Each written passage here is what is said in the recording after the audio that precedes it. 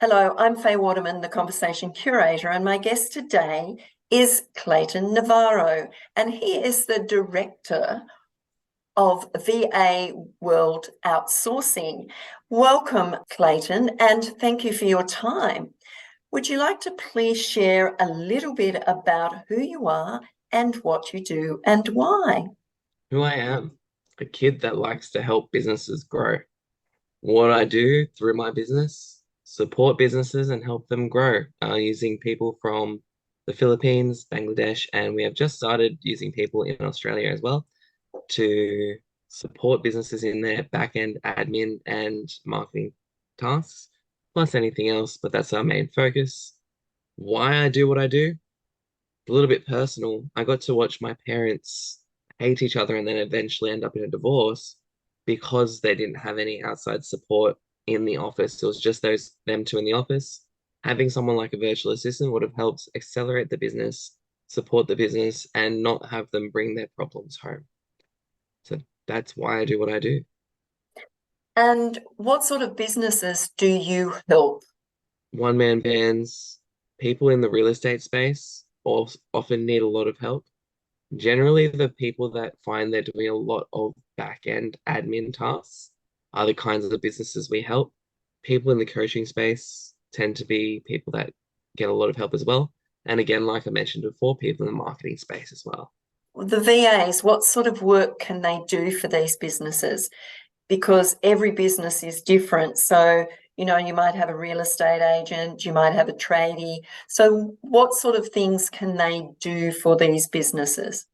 If we go down the trading route, the things that a person would want a virtual assistant to do can start with making phone calls to debtors, people that owe them money, very easy way to use your virtual assistant, managing the schedule of their team if they have a team, managing the schedule of the clients, contacting the clients when it comes to quotes or even to get feedback, doing any kind of data entry or sending out information packs and things like that. If we're going down, let's say, a real estate agent's route, it could be something as simple as putting the listings online, making sure that the photographers are booked and ready to go take photos of a property. It could be contacting all the stakeholders when the property's up on the market so they know that it's ready to be bought, something along those lines. There's a lot of things that we can do in the property space. When it comes to the marketing space, you can have your videos edited by a virtual assistant, save you the time and money. You can have photos edited. You can have the social media posts managed. You could have your SEO done. You could even have all your just normal blogs and your graphics created by a virtual assistant. So, Again, this saving people a lot of money. saving people a lot of money and time as well.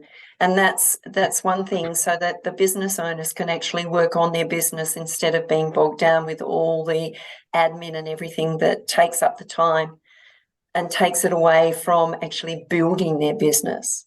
Definitely. What other ways can a virtual assistant help? Say someone's an author or they're an entrepreneur of some kind. How would they help them? I think one of the simplest but most effective ways I utilize my virtual assistant that works personally for me, so I'd call it my personal assistant, is in the networking space. So if I met someone, I network quite a bit, and I know a lot of entrepreneurs do.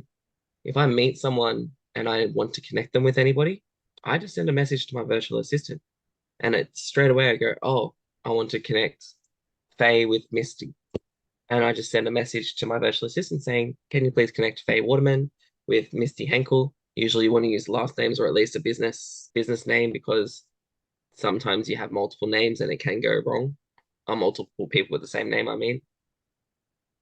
That is a very powerful thing that happens. Something as simple as sending out the first message on a conversation saying, "Great to meet you at this networking event." And then I take the conversation over from there. But just getting that initial start helps me at least, and a lot of other business owners that I know, keep on top of their networking, keep on top of their network, and action a lot of things. So I don't use a notepad anymore, or I don't use notes on my phone. I actually send a message to my virtual assistant. If she can't do it, she'll remind me that I have to do it. So you don't forget either way. It gets Definitely. done. The job gets done, which is really important. That's what it's all about, so that everything runs smoothly, efficiently, and timely. It's very important. Is there anything else that you can say about why should I use a virtual assistant? I think one thing I want to point out is, and this is almost opposite to the question you just asked, but a reason why you wouldn't use a virtual assistant is I'll give you a quick example of what people shouldn't be doing. So I had someone come to me recently, probably about 3 months ago, and they said, I need a virtual assistant to create a marketing plan and then execute the marketing plan for me. To have a virtual assistant, one, create a marketing plan, it's going to cost you a lot of money. It's going to cost quite a bit of money. Two, as skillful as the people in the Philippines are, they don't understand their market in Australia as well as obviously an expert in Australia. So I'd say the limitation that we want people to stop at is that strategic point up at that point where you need to understand the market. Execution wise, you can have a virtual assistant or a team of virtual assistants do all of it.